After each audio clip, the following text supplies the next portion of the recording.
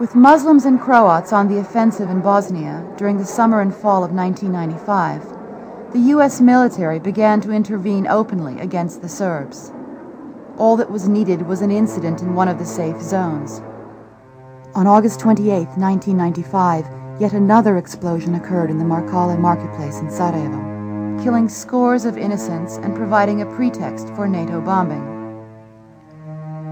According to the London Times, French and British investigators determined that the shell came from Muslim-held positions in Sarajevo, but this time an American officer overruled their finding.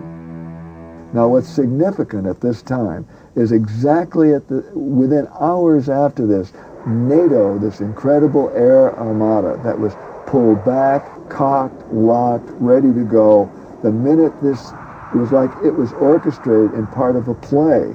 This mighty arm of NATO air launched forward and started attacking Serbian positions. They were waiting for that very excuse.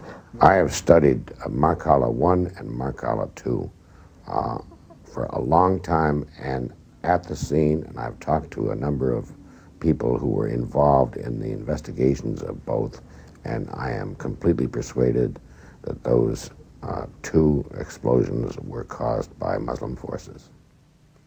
Bypassing the UN Security Council, which had the legal authority to act in Bosnia, the U.S. had already picked out Bosnian Serb targets, some of them supplied by Muslim commanders.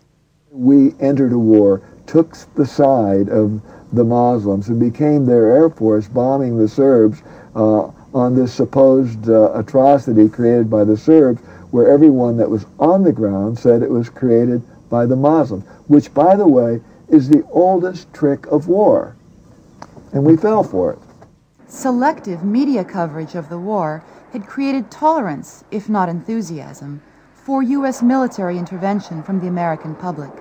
What amazed me was that American doves, liberals, my allies from the anti-Vietnam days, the sort of people I thought I could count on to oppose reckless American military intervention, were all screaming for military intervention. They were the biggest hawks of all. For the Clinton administration, intervention in Bosnia represented a chance to justify the continuation of NATO and American dominance in Europe. And NATO's great problem in the early 1990s was simply that the mission for which it was designed had come to an end. It was designed to protect Western Europe from an aggressively expansionist Soviet Union. The logic would go, you've got to expand NATO, and the only reason to keep and expand NATO is to have a mission.